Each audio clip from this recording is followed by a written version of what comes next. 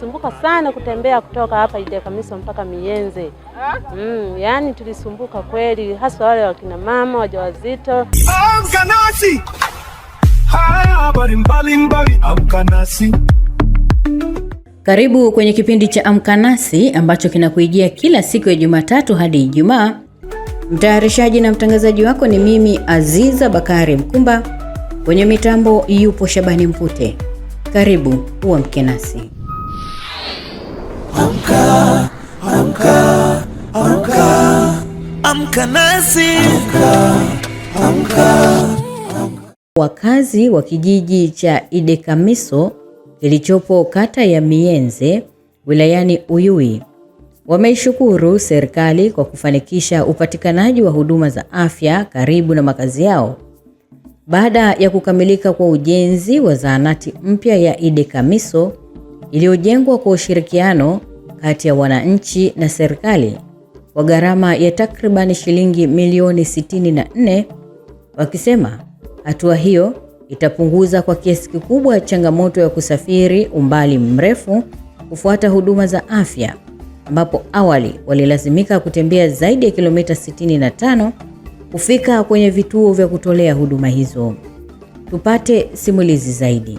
Kukamilika kwa ujenzi wa zahanati hiyo inatajwa kupunguza kwa kiasi kikubwa changamoto ya kina mama wajawazito kujifungua njiani pamoja na kupunguza vifo vya mama na watoto, jambo ambalo limeleta faraja kubwa kwa wakazi wa eneo hili. Walikuwa wanahangaika sana matibabu, tulikuwa tunaponea mbali, kimfano kama Loya, ikuta mtu umejaa jinsi hamna. Changamoto hiyo ilikuwa inatupiga sana, usafiri ulikuwa wa shida. Tulikuwa tunatumia hela nyingi sana. Sasa hivi na shukrani sana, huduma inatusogelea karibu. Changamoto tulikuwa nazo hapa Idekamiso tena kwa wingi. Tulisumbuka sana kutembea kutoka hapa Idekamiso mpaka Miyenze. Yani tulisumbuka kweli, hasa wale wakina mama wajawazito na watoto kwa ujumla ambao walikuwa wanasumbuliwa na magonjwa. Mtoto akiugua, usafiri nao ni shida. Kwa kweli tunashukuru sana kwa huduma tumeipata. Kwa Mama Samia tunamshukuru sana kwa kutuunga mkono kwa maendeleo kama haya. Kwa miaka mingi sana, yani karibia ya miaka 10 kabisa tunasumbuka na hii huduma. Tukashukuru kimoja tena akatuletea barabara, tukaanza kusafiri kwa kutumia barabara. Ile mara ya kwanza tulikuwa tunapotea njia wakati tunaenda zahanati huko Miyenze, tulikuwa tunapotea njia. Lakini kwa bahati nzuri Mama Samia akatuletea barabara, tukawa tunakimbia moja kwa moja. Lakini sasa hivi tunamshukuru zaidi kwa kutupa tena ushirikiano kwa kujenga hii zahanati, na mpaka leo tumefikia malengo yetu.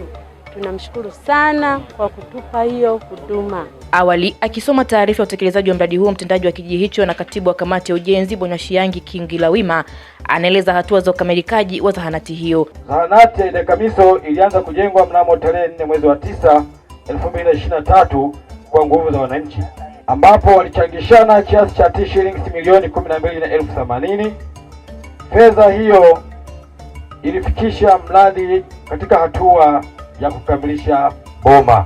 Aidha, serikali kuu ilitenga kiasi cha shilingi milioni 50 kwa ajili ya umaliziaji wa zahanati ya Idekamiso, na halmashauri ilitenga mapato ya ndani kwa ajili ya utekelezaji wa mradi huu kiasi cha shilingi milioni 15. Mpaka sasa mradi uko kwenye hatua nzuri kwa kuanza huduma. Pamoja na mafanikio hayo, lakini kuna changamoto zifuatazo. Moja, ukosefu wa fedha kwa ajili ya umaliziaji wa jengo la mama na mtoto, ukosefu wa nyumba za watumishi wa afya na elimu. Kwa upande wake, mkuu wa wilaya ya Uyui Bwana Mohamed Mtuliakwaku akizungumza na wananchi wa eneo hilo mara baada ya uzinduzi huo kukamilika, anatoa kauli ya serikali. Tuendelee kujiunga na bima ya afya kwa wote. Fursa hii ni muhimu kwetu sisi wananchi ya kupata huduma ya afya, kwa sababu serikali ya Jamhuri ya Muungano wa Tanzania imekuja na mpango huu kabambe, na utekelezaji wake tunaenda kuwa vinara, kwa sababu Mheshimiwa Rais Daktari Samia Suluhu Hassan yeye ni mtatuzi na ni daktari mbobevu wa utatuzi wa changamoto za wananchi. Amekuja na mpango wa bima ya afya kwa wote. Kwa ndugu wananchi, tunatakiwa tuchangamkie fursa hii, kwa maana Unapolipia huduma ndani ya mwaka mzima, familia yako watu 6 mtaweza kunufaika na huduma hiyo. Na ukipiga hesabu, kwa maana kila mwananchi pale atakuwa amechangia kiasi kidogo cha fedha kuunga mkono kwenye serikali kwa ajili ya kupata huduma. Lakini jambo lingine, nipende kutoa wito kwa kina mama kuhudhuria kliniki mara pale wanapopata viashiria vya changamoto yoyote ya kiafya au masuala ya uzazi. Watu wetu wapo tayari kwa ajili ya wao kuwahudumia. Kufanya hivi ni jambo zuri, kwa sababu utakapoenda zahanati au kituo cha afya utaambiwa changamoto ulio nayo, shida hii unatakiwa utumie kitu fulani, au utapewa ushauri na utapewa dawa. Lakini kupitia mkutano huu pia nipende kutoa wito, tuendelee kuboresha afya zetu kwa kujenga vyoo vizuri ili tuendelee kupata huduma, lakini tuendelee kusafisha maeneo, na kila mwisho wa mwezi, Jumamosi ya mwisho wa mwezi, tuendelee kutumia mikutano ile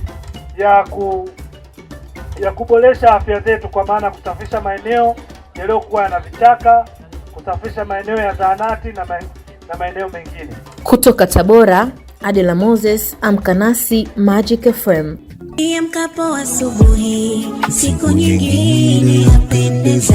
Nenda East and West, Magic ni best. Radio hii Magic FM. Nasikiliza mchana, mahali pekee pa maisha yangu. Jioni, usiku, sikosi hata siku kusikiliza Magic FM. Magic FM 2026. Mtaa umeamka.